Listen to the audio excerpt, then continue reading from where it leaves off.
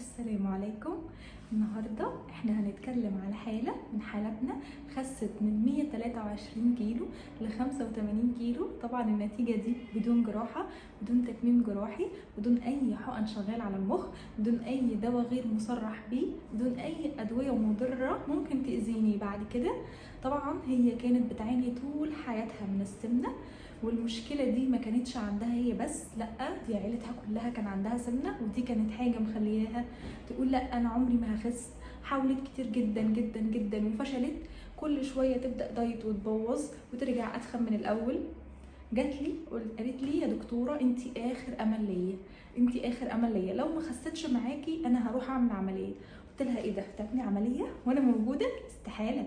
لازم لما نيجي نعمل عمليه لازم نبقى دي حاجه خلاص احنا حاله ميؤوس منها، وانا عمري ما رشح ان انت تعملي عمليه.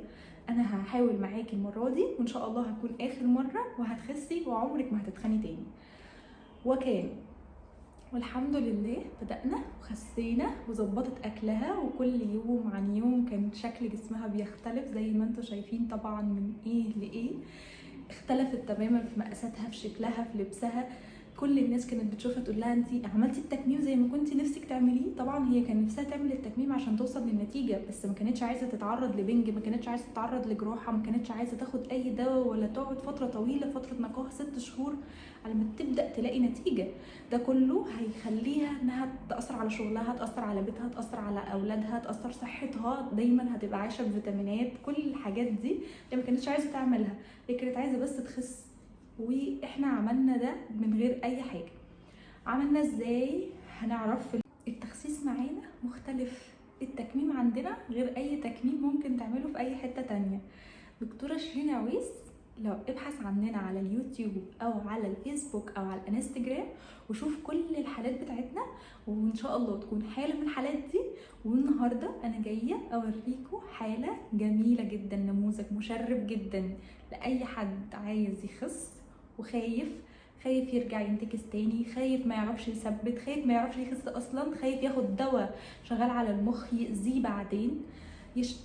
كل الحاجات دي مش موجوده خالص معانا. احنا عامل لك تكميم معده بدون جراحه، بدون اي دواء، بدون اي حقن شغال على المخ، بدون اي بنج، بدون اي فتره نقاهه. كل الحاجات دي انت هتحسي ان انت حياتك اتغيرت تماما، حجم معدتك قل، نفسك ارتاح، كوليسترول يتظبط، مقاومه الانسولين تتظبط، تركيزك يتظبط، كل حاجه هتختلف معانا تماما، غير مقاساتك وشكلك وصحتك. انتي انا بحولك لواحده تانية، صحتها احلى، حياتها احلى، كل حاجه هتحس بيها من اول جلسه، من اول متابعه. ناس كتير جدا معانا بيخسوا سواء كانوا بيعملوا جلسات او ما بيعملوش، هتحسي بفرق. المهم ان انت تتابعي معايا، هقولك على النظام المناسب ليكي على حسب الحاله بتاعتك، الانبادي بتاعك، على حسب تحاليلك، بحدد لك الحاجه المناسبه ليكي، وهي دي اللي بتوصلنا لان انا اعالج لك المشاكل اللي عندك واعمل لك تكميم معده بدون جراحه، بدون اي دواء مضر، بدون اي حقن شغاله على المخ، بدون اي حقن شغاله على المخ. هتوصلي لنتيجه عمرك ما كنت تحلمي انك توصلي لها، والاحلى والاحلى انك هتثبتي. ليه؟ لان انا لو خسيت بسرعه وما ثبتش انا كده ما استفدتش اي حاجه. ليه؟ لان انا هتخسي يا سلام يا فرحتي لما تخسي 20 كيلو ونرجعهم 40. لا، انا خسسك 20 وفي التثبيت اخسسك 10 توصلي لل 30 كيلو وثابته 3 سنين. اقسم بالله معايا حالات بقالهم 3 سنين خاسين ما زدناش كيلو، بالعكس احنا نزلنا 5 كيلو عن ما كنا في الفيديو اللي احنا كنا مصورينه. وما لا بس الحالات دي من النماذج المشرفه بالنسبه لي. ليه؟ لانها متابعه معايا على طول، بتيجي تسلم عليا على طول، الحالات كلها بتيجي تشوفها بتنبهر، مش بيصدقوا ان هي الحاله دي اصلا كانت اتخن في الفيديو من كده. يعني حتى واحنا مصورين الفيديو الكاميرا بتتخن يا جماعه، يعني هي بتبقى خاسه 30 كيلو ويجوا يلاقوها خاسه 40. ليه؟ لان هي فعلا مع التخسيس مع التثبيت، نظام التثبيت عندنا مختلف عن اي حد تاني، التكميم عندنا مختلف عن اي حد تاني. ان شاء الله ان شاء الله كل حاجه بفضل الله اولا، ثم طبعا الخبره بتختلف كتير. يعني ان انا لما اروح اتابع مع حد لسه بادئ غير لما اروح اتابع مع حد اصلا هو ما شاء الله. احنا شفنا حالات كتير قبل كده وعالجت حالات كتير.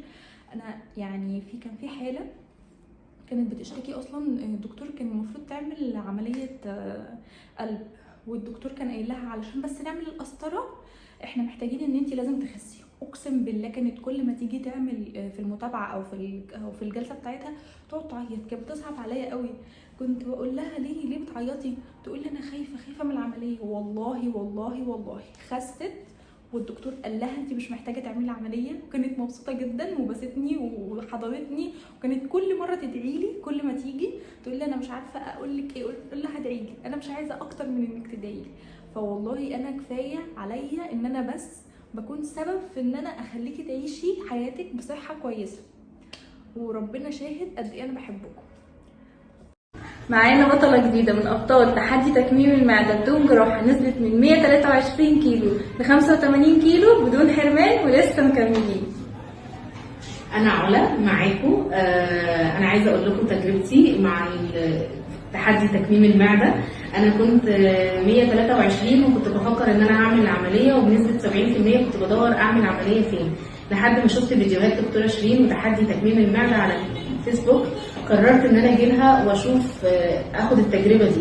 وبصراحه انا ما ندمتش يوم ان انا خدت التجربه ديت مع دكتوره شيرين، لان هي عملت لي تكميم معده بدون اي حرمان، وكمان تكميم بدون جراحه. يعني انا ولا خفت من اوضه عمليات ولا خفت من جراحه، وفي نفس الوقت وزني نزل 38 كيلو في 3 شهور بس.